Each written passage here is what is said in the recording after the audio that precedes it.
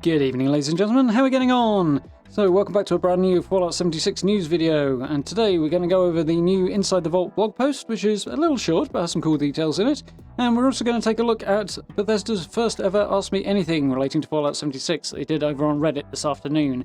And there's some very cool new details and little tidbits in there, so should be fun to take a look at.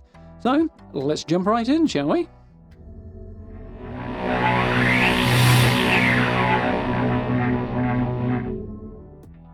So then, Fallout 76 Inside the Vault community events and activities. I have lost track of how many times recently I've taken that photo. However, welcome back to Inside the Vault. This week we're taking a look at a number of upcoming community activities, like our first ever Reddit Ask Me Anything, and a new Purveyor Mystery Pick event, both of which start a little later today. We've also revisited our community calendar to share updated event dates with you. Finally, you can catch new details on how you can take part in Fallout 76 private test server ahead of our next patch. So, very cool news coming up there. We've got a new patch, is the big one in that little snippet of information there. That's coming out later next month. They haven't given us a date yet, but they are working on the first post-Wastelanders patch. Not surprising. Would like to see it a little quicker, but on the other hand, they're working from home, so kind of what do you expect, I suppose? Kind of a given at this stage. Wastelanders Reddit Asked Me Anything today. So that was earlier today, 11:30 a.m. to 1 p.m. Eastern Time.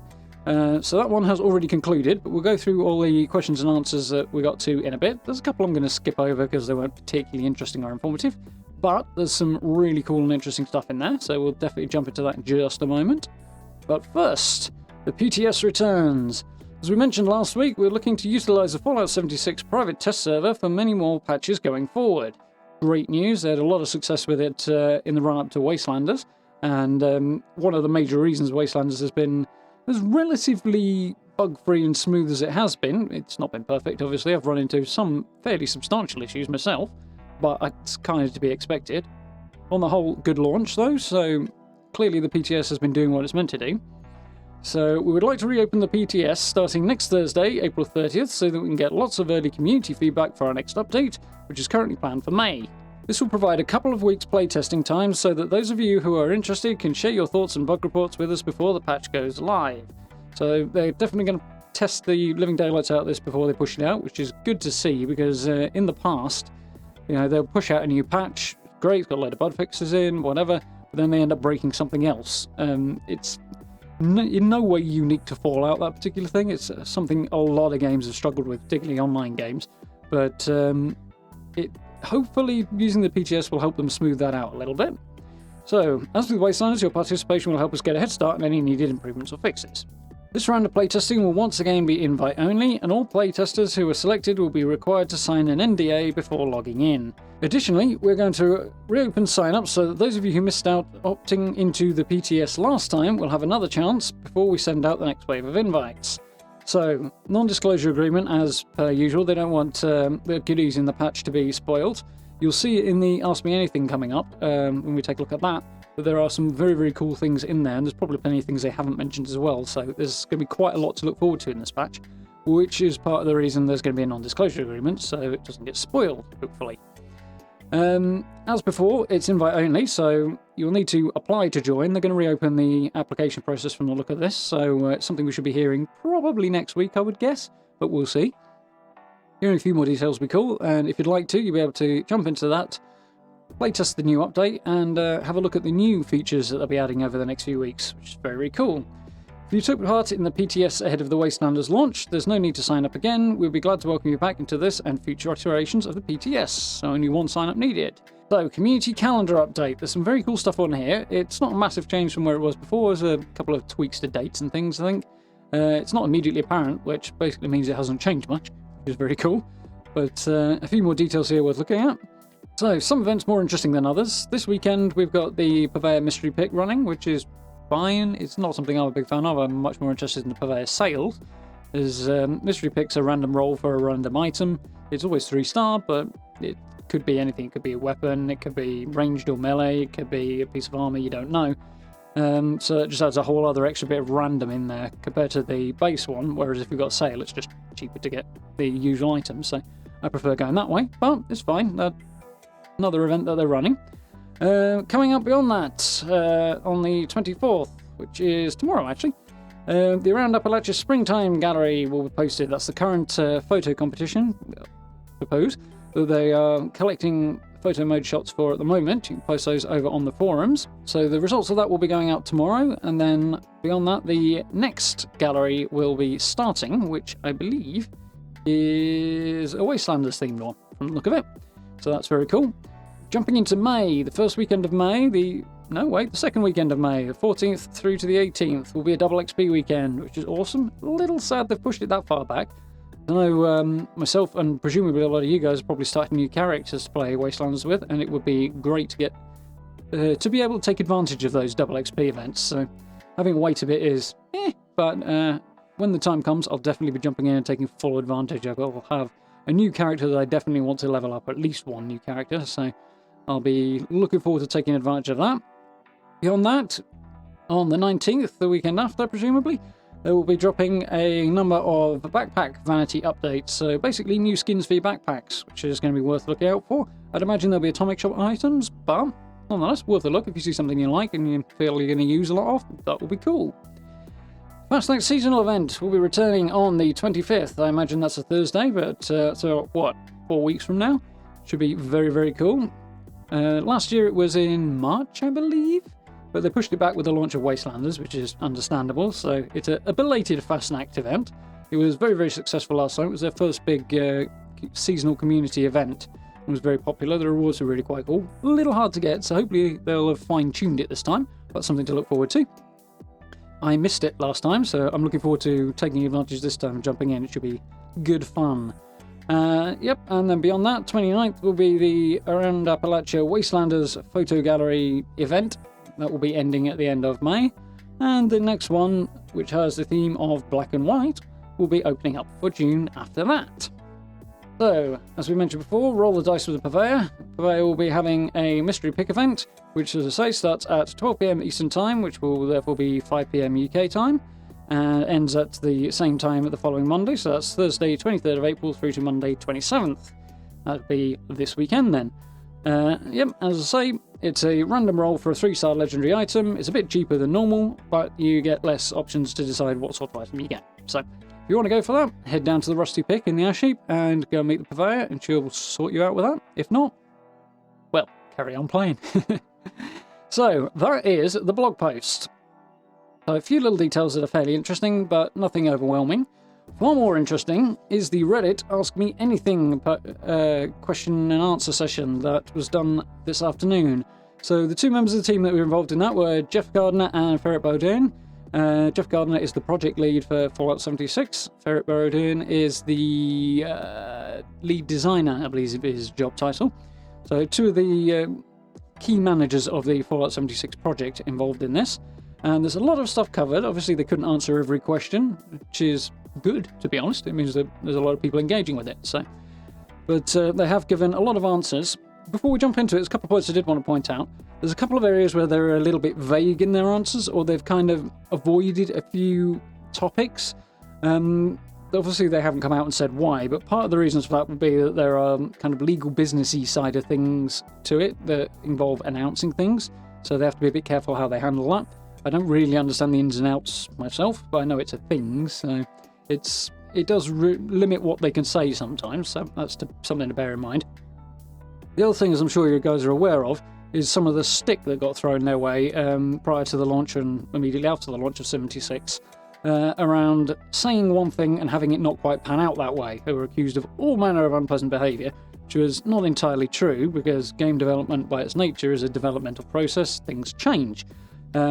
So here and there you'll see that they've hedged their bets a little bit, not to go too far in what they're saying. I'm not going to say this is a thing that's going to happen, only to find out during the process of development that it doesn't work, and then have people coming out of the woodwork pointing the finger and said they lied about it, which is completely unfair and not true, but quite sensibly they are avoiding that in a few cases. So, let's take a little look at the details that they've covered. So I've pulled out all the most interesting stuff I could find. I've probably missed a couple of bits and pieces. I've deliberately left out a couple of things that just weren't very interesting. But there's some pretty cool stuff to take a look at here. So, big one, first and foremost. I'm going to struggle if I'm going to go for these names, but we'll see how we do. Azarian Council, I think, asked, when will we see a roadmap? And the short answer for that came from Jeff Gardner, and it was, we're working on a roadmap right now and hope to have one out to you very soon. It will include content for the entire year. So, coming up, roadmap for what they are planning to bring out for Fallout 76 for the rest of the year coming soon. Non-specific on the date, because presumably they don't have one, and it's subject to change. But obviously they're not going to share details of what's going to be on it until they're ready to do that. But very, very cool to hear. As to exactly when, as we can clearly see, they haven't said that in any detail, but soon is likely to be probably next month, would be my guess. They're probably still reiterating on that, mostly because obviously changing to working from home will affect the timescales and things like that. There are a number of things that they'll be touching on in subsequent posts that we'll look at in a moment that will be on that roadmap, no doubt. But figuring out exactly when they want to aim it for, that has obviously changed quite significantly recently, so they're going to have to fine-tune this a bit, which is why the delay is what it is and the non-specific date is what we're seeing here. So, Big Red the Bird. No, Big Red the Bard, even. What's the plan with the camp system? You guys keep adding cool stuff to the item store, but the budget is still pretty limited, especially if you try to use display cases.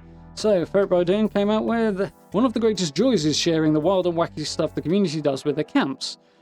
But just to flat out increase the budget would have significant performance ramifications, so it's a balancing act, but we plan on doing some very fun things with the camps in 2020. And the second post that relates to this, the other side, is that Jeff Gardner has pointed out that we are looking to increase both the budget and other quality of life tuning as well. So, changes and overhauls coming, which we did know. They mentioned this in the past, particularly at PAX East a couple of months ago.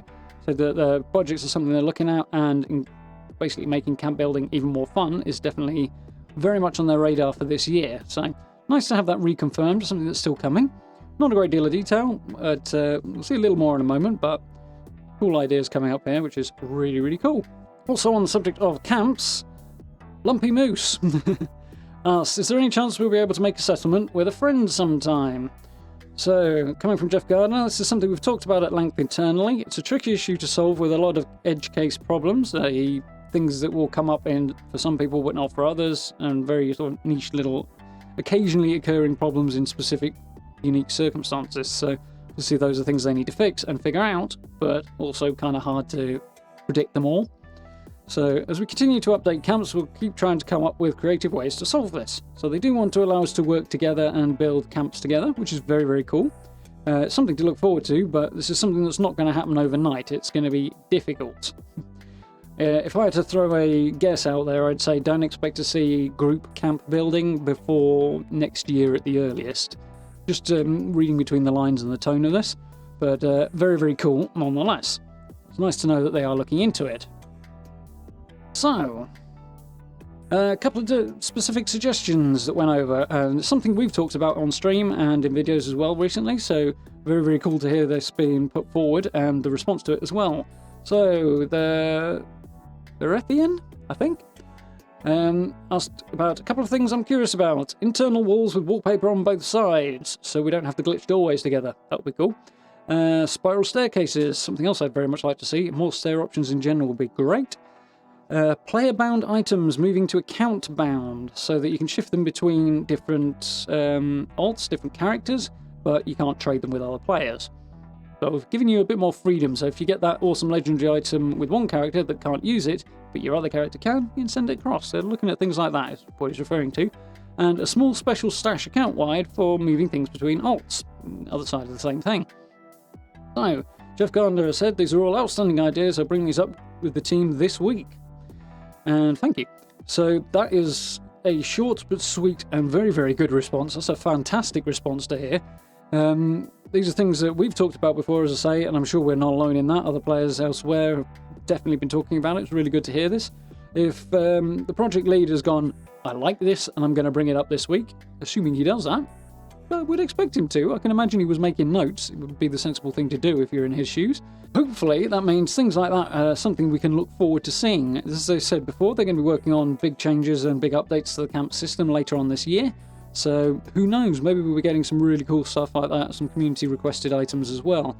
So, there is also on the Bethesda support page a feedback option via support tickets, and also there's the forums available and the Reddit as well. So if you've got some ideas of things you'd like to see in camps, that sort of thing, get a nice, neat, tidy list together, stick them on the Reddit, stick them on the Bethesda Net forum, something like that. And who knows, maybe they'll get picked up and we might see them appearing in game, especially if enough people are asking for the same thing. So that would be very, very cool. Very good reason for them to be doing things like this as well, because, you know, it's direct feedback and that's awesome. Good for them, good for us, good for everybody. Are there plans for perk loadouts? If we've all been paying attention, then we should already know the answer to this question. But, as Jeff Gardner actually points out, yes, there are. This is a feature that we're going to try and get implemented this year. Particularly detailed, but it answers the question quite nicely. We kind of knew this anyway. They mentioned it at PAX East and on several occasions since, actually. Perk loadouts, in short, the option to pre-design a set of perks and, well, various sets of perks and just flip between them at the press of a button, is something that should be coming, hopefully, along with legendary perks and other things later on in the year. Very, very cool. To look forward to. I think I'm very much up for that. It'll allow you to respec on the fly. There will be limitations, obviously. If your character is a strength build and you want to suddenly spec into, say, pistols, you're going to have a slight problem with that in that you won't have the agility points. Well, you might, but you probably won't.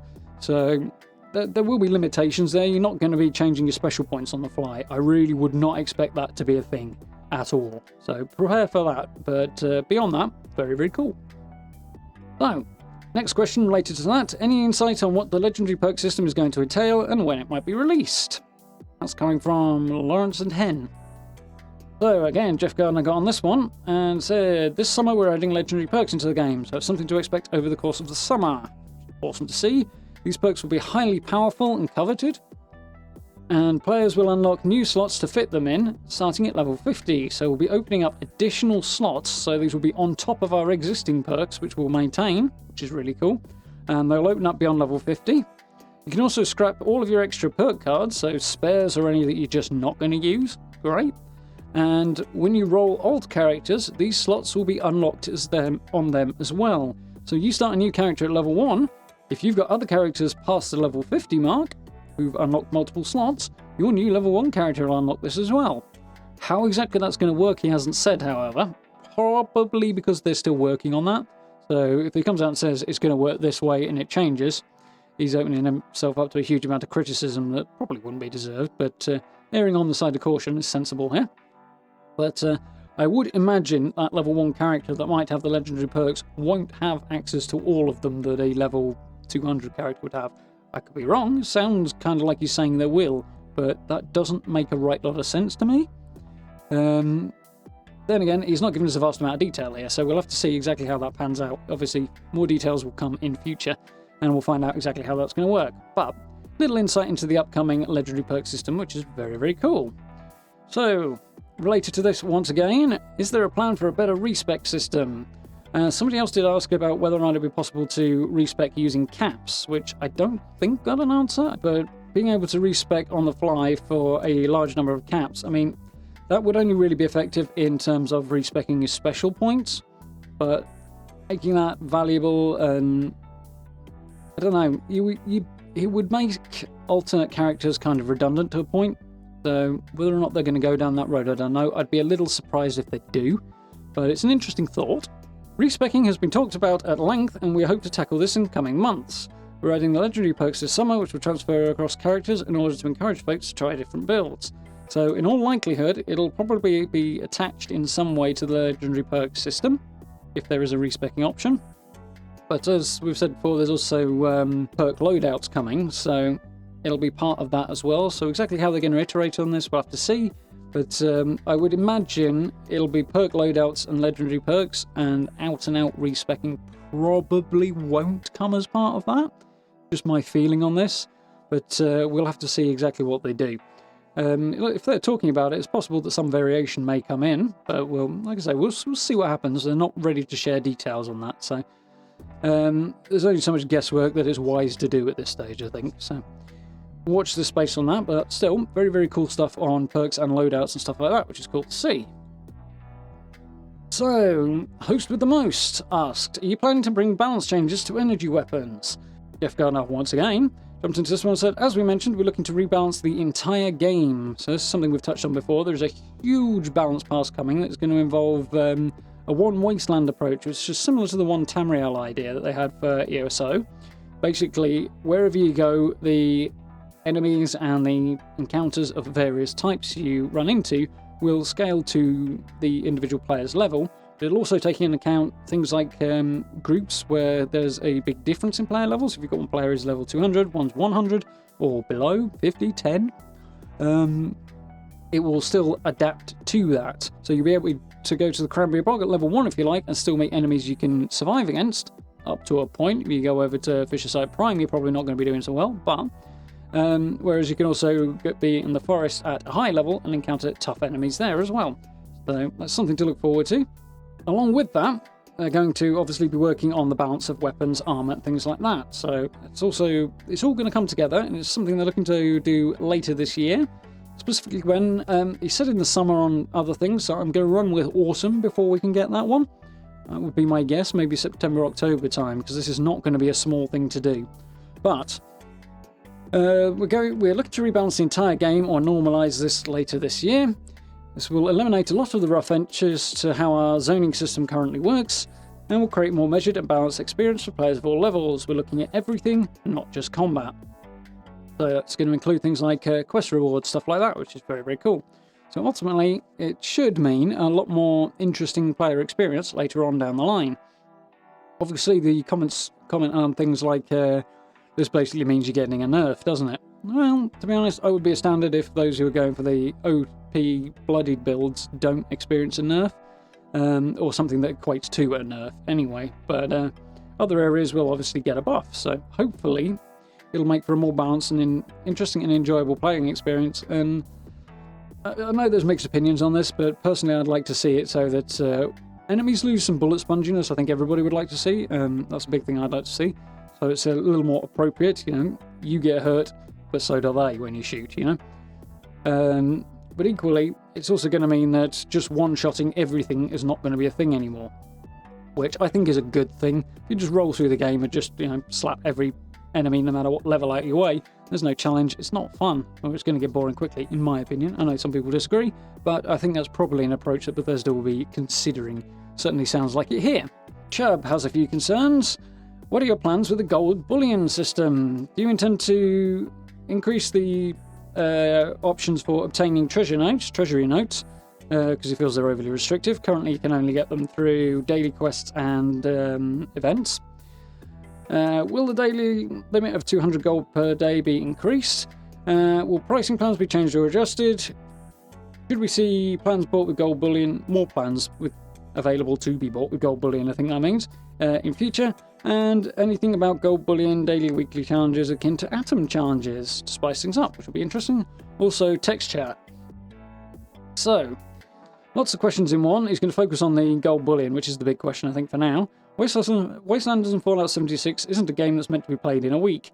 It's meant to be a game you can call home, stay for a while, and It's meant to be a game that you can call home and stay for a while. We made sure that it's in the relatively short term you can be fully kitted out in the gear you need day to day, but there are lots of things to chase for a long time. So short version, no, is the answer to this question. The daily cap of 200 gold, I can't see that changing. If they increase it, it means you can just get all the high-powered stuff much more quickly, and they want to keep it, they want to maintain the lifespan of it, so they're not going to be changing that in a hurry. Will there be more sources of places to obtain treasury notes? Almost certainly in future, I think is a likely scenario. They haven't said so much here, but as more events are added, which they're planning to do before too long, more characters, more content in short, undoubtedly some of those will be offering treasury notes, so the number of options will be going up over time. However, in the basic functionality of it won't be changing. More plans to be bought with gold bullion in future. I suspect that's a safe bet that yeah, you'll be able to buy more stuff in future. Seems logical and likely. Do we expect to see prices change? Probably not. But if it works out that the pricing doesn't feel right to them on down the line, I've no doubt they'll review it at various points, but we'll see whether that changes. As I say, they haven't really looked at this in a great deal of detail, but making things cheaper is unlikely, and increasing the amount of bullion you can get is not likely, because basically what Ferret is saying here is that they want to maintain the longevity of the game. So not likely to be something that happens.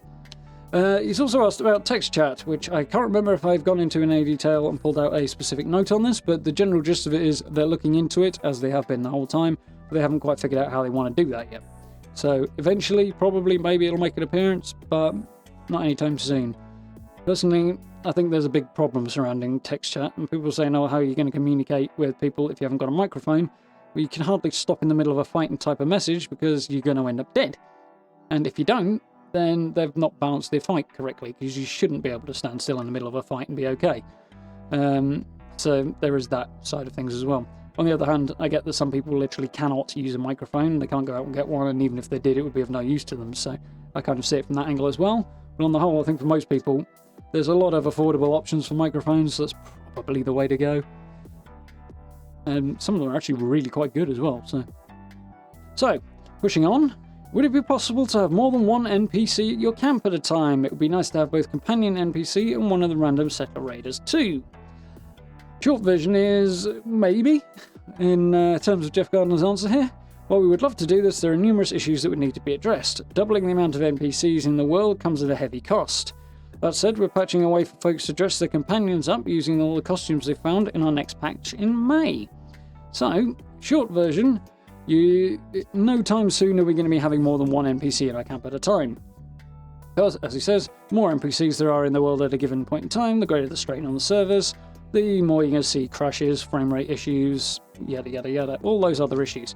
So, probably not anytime soon, but they are looking to add more interesting angles and more interesting things to do with your NPC camp companions, I suppose, allies, that's the word, in future. Big one being, as I say, that as of the patch coming next month, you'll be able to dress them up in any outfits you might have. So, what's the guy with the bar's name? I've forgotten now.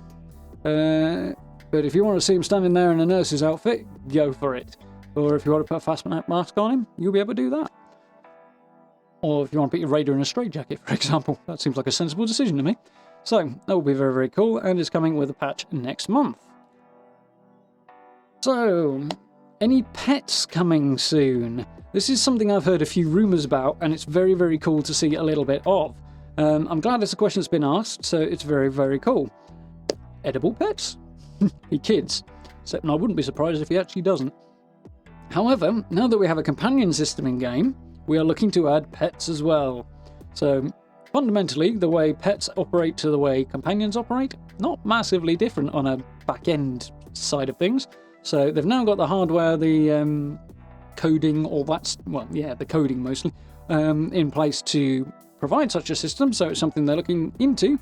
No estimate as to what this might look like or a ETA on it, although we might see it with the roadmap. Wouldn't count on it, but you never know, we might see it by the end of the year. But very, very cool. The potential for pets, I think a lot of people are going to like.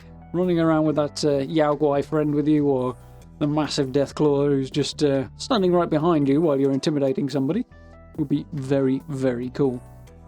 So, moving on a little bit more generally, will we see story DLC in the future around Enclave and or the Brotherhood of Steel? So, responses here from both of the two developers talking about this. Ferret Bowdoin, the lead designer, has said, I love the Brotherhood of Steel, it's a joy to work on them in Fallout 76, so you're not alone in wanting more from them and the Enclave. Jeff Gardner has also said, let's just say the Brotherhood is now watching the wasteland of West Virginia very closely. So, that is as clear a hint as we're going to get before they're looking to announce it, that we are going to see future content surrounding the Brotherhood of Steel. Definitely. Probably the Enclave, though they didn't lean in that direction, but it looks like they're planning some future Brotherhood of Steel orientated content for the future, which will be very, very cool. The roadmap, which will be coming out probably in the next few weeks, like I said before, they haven't given dates on it, but that seems like the likely case for when we'll hear the first things about it, unless it's really far off in the future. But additional content and new content is definitely something they need to keep coming, so I'm sure Bethesda are well aware of that. So given that they're as good as telling us that Brotherhood of Steel orientated content is coming, I think we can expect to see it not too far off in the future, which is really, really cool. Be good to see some more Brotherhood orientated stuff. What form that might take, who knows? It's a couple of years on now, and basically it's a year on from the initial launch of the game. Year on. And also, therefore, several years on from the point where Taggart Brotherhood of Steel chapter met its end. So it's possible that a group from the core Brotherhood of Steel, who are somewhere over towards the west coast, could now be well on their way to West Virginia and be approaching quite closely now. So it's possible they might make an arrival, which would be very, very cool. Pete Hines mentioned on a podcast that the next expansions for Fallout 76 would be multiplayer based and not single player, because this includes NPCs and story choices. So, upcoming content with no great detail, we have some information basically saying that there will be more stuff for people who like playing in groups to do. That's cool. I very much doubt it will be to the exclusion of all else. That would be deeply unwise, and I think Bethesda have figured that out themselves over the last 18 months or so. But there is some multiplayer replayable content coming up. The endgame loop surrounding Wastelanders being a good example of that. But there will, of course, be NPCs, storylines, and new companions coming as well.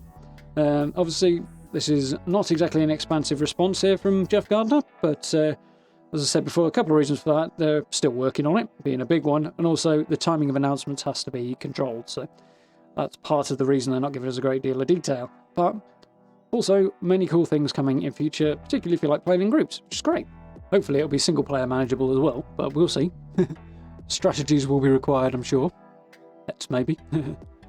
So, the Windigo Colossus is really cool. Any plans to make it appear a bit more often, and maybe even buff it a bit? Interesting. So, Ferret Bodine said that the Wendigo Colossus is nightmare fuel, and we need more of it. More! Yes, definitely.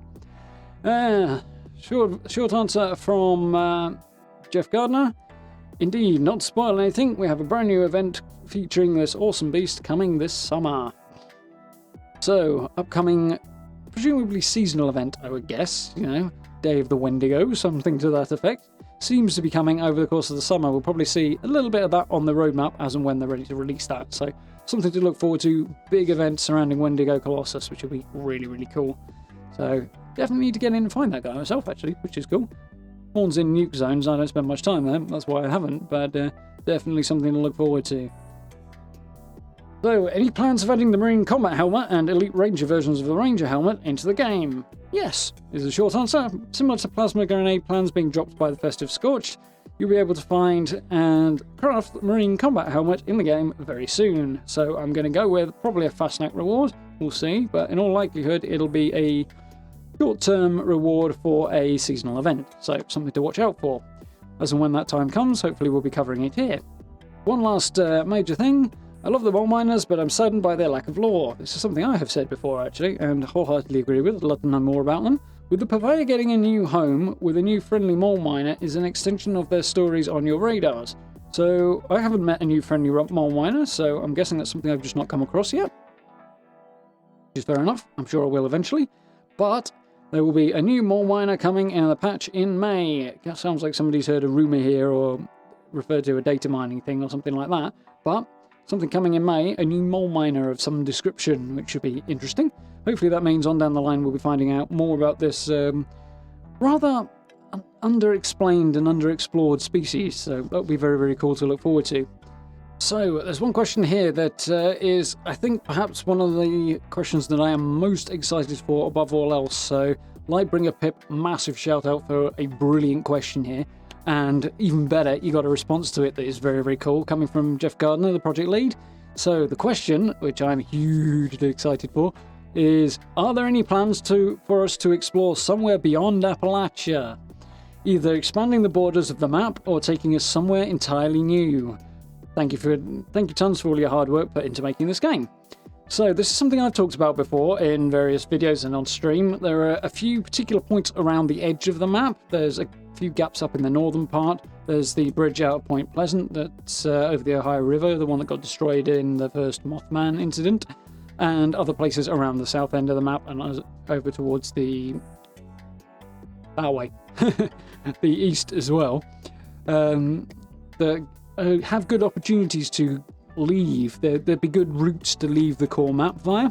So something we've talked about on occasion, but the answer here is awesome, which is we are talking about ways to do just this.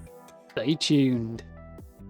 Short, sweet, really no details, but upcoming DLC, expansions, updates, whatever you want to call them, involving new map areas and getting beyond the borders of the map that we've come to know and love, but we do know it. Admittedly, Wastelanders has overhauled it in a big way, which is awesome, but new areas to explore.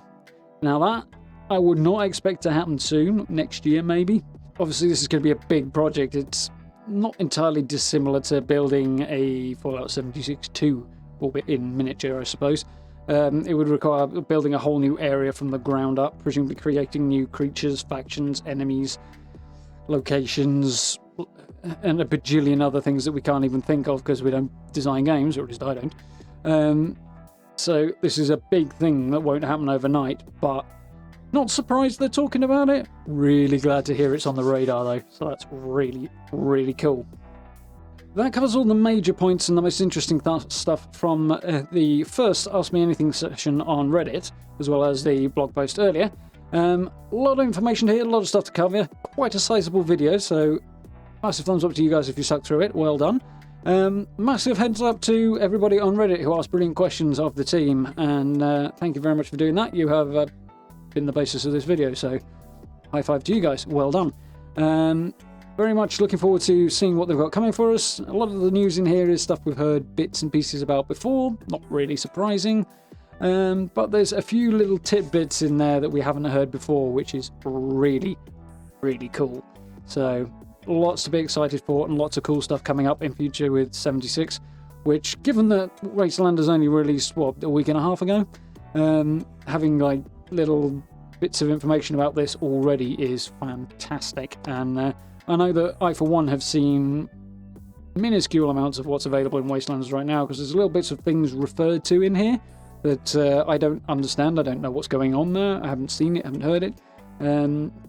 Locations that are referenced and events. So there's a lot that I'm looking forward to exploring and seeing, and I'm very much looking forward to doing that probably tomorrow. So if you haven't already, do hit that bell and you get notified whenever I upload and whenever I go live, as we're playing a lot of 76 on stream at the moment, as we well should be.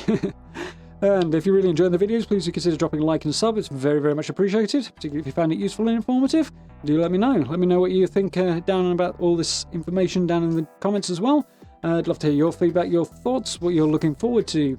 As always, social media links down below if you want to catch up with me on Twitter, Instagram or Facebook as well. Lots of cool stuff going on over there, and it keeps you up to date with what I'm doing. And if you're really enjoying the content, please do consider becoming a channel member as well. The support is hugely helpful and hugely appreciated, so thank you very much to everybody who's done that. You can find all the details via the blue join button and also down in the description as well. Thank you very much on that front. But for now, thank you very much for watching, and I look forward to speaking to you all very, very soon.